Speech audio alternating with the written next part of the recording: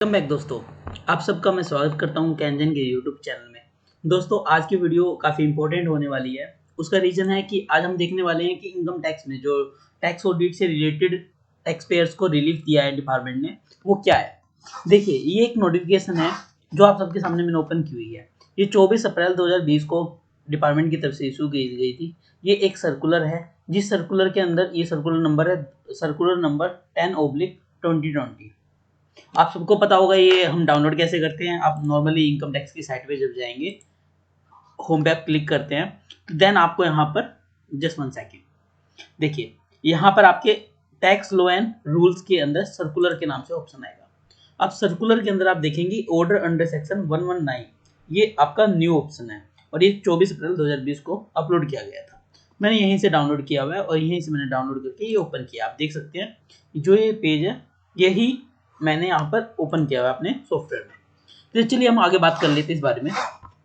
इस सर्कुलर के अंदर कहा क्या है डिपार्टमेंट ने। इन्होंने कहा कि देखिए, जो सेक्शन 44 AB की बात कर रहे हैं, हम टैक्स ऑडिट की बात कर रहे हैं, उसके अंदर जो एग्जिस्टिंग फॉर्म था 3CD जिसमें टैक्स ऑडिट होती है, वो अमेंड किया था हमने via notification number GSR 666E, जो 20 जुलाई 2018 को हम फर्स्ट टाइम लेके आए थे। इन्होंने कहा 20 जुलाई 2018 को हमने 3CD के अंदर एक अमेंडमेंट की थी और जो एप्लीकेबल होनी थी 20 अगस्त 2018 से।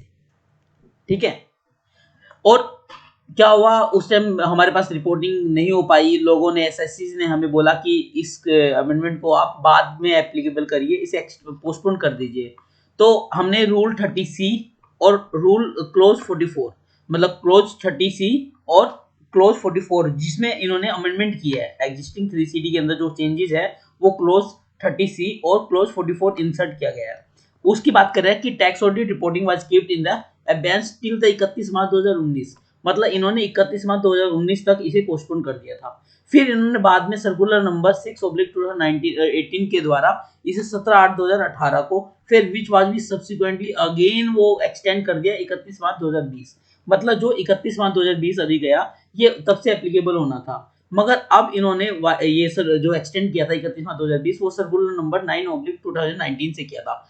अब इन्होंने क्या किया, अब ये नया सर्कुलर लाए 10/2020, जिसमें इन्होंने इसे एक्सटेंड करके क्लोज 30C और क्लोज 44 को जो नया इंसर्ट किया इन्होंने, उसकी रिपोर्टिंग के बारे में इन्होंने कहा कि अब 31 मार्च 2021 तक हम इसे एक्सटेंड कर रहे हैं। आप कहेंगे अच्छी बात है, मगर इस पूरी नोटिफिकेशन में हमें अभी तक ये पता नहीं लगा कि ये क्लोज जो है हम बात कर रहे हैं बार बार, क्लोज 30C और क्लोज 44 है क्या ये। चलिए एक बार इसको देख लेते हैं। मैं क्या करता हूँ, मैं आपके सामने एक टैक्स ऑडिट फॉर्म खोल लेता हूँ। ये क्या है, एक दोस्तों, ये है फॉर्म 3CD, जिसमें हम टैक्स ऑडिट रिपोर्ट अपने फाइल करते हैं। चलिए इसका क्लोज किसकी बात कर रहा था, 30C की बात कर रहा था मैं, क्लोज 30C। चलिए एक बार क्लोज 30C देख लेते हैं कि ये कहता क्या है हमें, जो जिसमें ये रिपोर्टिंग की बात हमसे कर रहे हैं। इन्होंने कहा कि हम जो रिपोर्टिंग आपसे मांग रहे हैं क्लोज 30C की बात कर रहे हैं।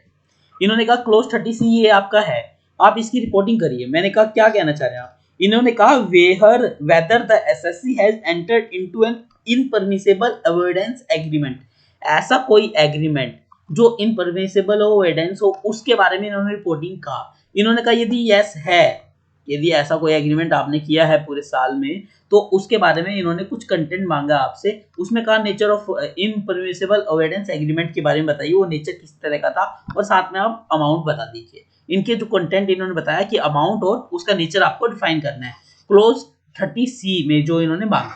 उसके बाद हम बात कर लेते हैं क्लोज 44, जो इन्होंने GST जब आया था, एप्लीकेबल हुआ था आपका 1 जुलाई 2017 में, तब इन्होंने इंसर्ट किया था ये।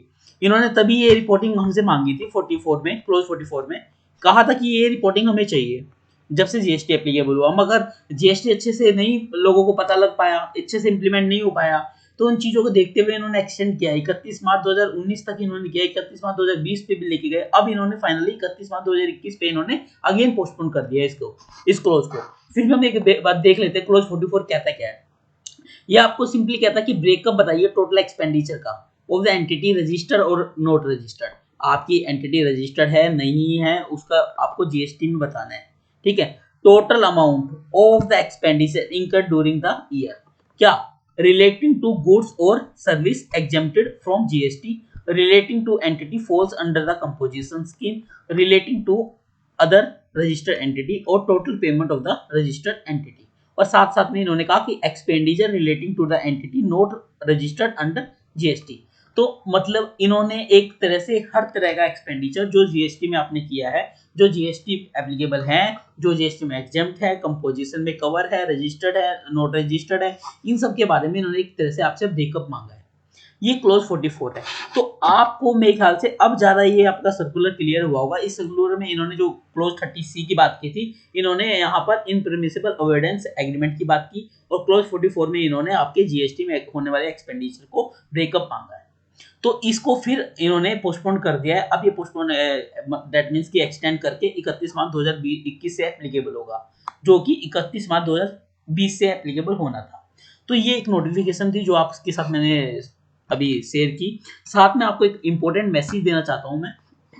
क्या होता था कि मुझे कईयों के पास में पर्सनल नंबर था जो मेरे से कांटेक्ट कर लेते, कोई भी क्वेरी होती थी। तो आज मैं सबके लिए ओपन चैनल कर रहा हूं। मैं मेरा कांटेक्ट नंबर है 99664788। ये मेरा पर्सनल नंबर है। आप इस पे एनी टाइम कोई भी क्वेरी व्हाट्सएप कर सकते हैं। मैं कॉल का जवाब नहीं दे पाता ज़्यादातर, मेरी टीम डेफिनेटली आपको रिप्लाई कर देगी।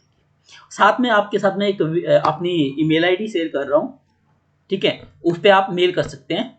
VKS मेरी फर्म का नाम है, एंड एसोसिएट्स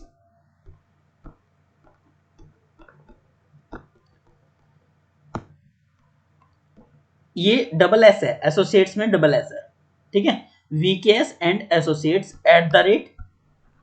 @hotmail.com। आप इस पे अपनी क्वेरी जीएसटी से रिलेटेड, इनकम टैक्स से रिलेटेड, ठीक है, किसी भी टैक्स लॉ से रिलेटेड आप करिए। मेरी पूरी टीम अवेलेबल होती है 24 आवर्स। आप कभी भी अपनी क्वेरी का तो डेफिनेटली आपको रिप्लाई मिलेगा। हाँ, हो सकता है 5-10 मिनट लेट हो, एक दिन डिले हो जाए, मगर ये आपको डेफिनेटली प्रॉमिस कर रहा हूँ कि आपकी पूछी गई क्वेरी का डेफिनेटली आपको एक एज पर लो आंसर मिलेगा। तो मेरा कॉन्टैक्ट नंबर मैंने आपको दिया है कि मेरी टीम से आप डेफिनेटली इस पे व्हाट्सएप पे आप रिप्लाई ले लेंगे, और साथ साथ में आप ये इस ईमेल आईडी पे आप मुझसे कॉन्टैक्ट कर सकते हैं। और ये वीकेंड एसोसिएट्स के अंदर डबल एस है, सिंगल एस भी हमारी फॉर्म में, ये ब्रांच की ईमेल आईडी दी है जहाँ पर हमारी टीम बैठती है। चलिए, आज की वीडियो में इतना ही। नेक्स्ट वीडियो में मिलते हैं एक नए टॉपिक के साथ दोस्तों। बाय।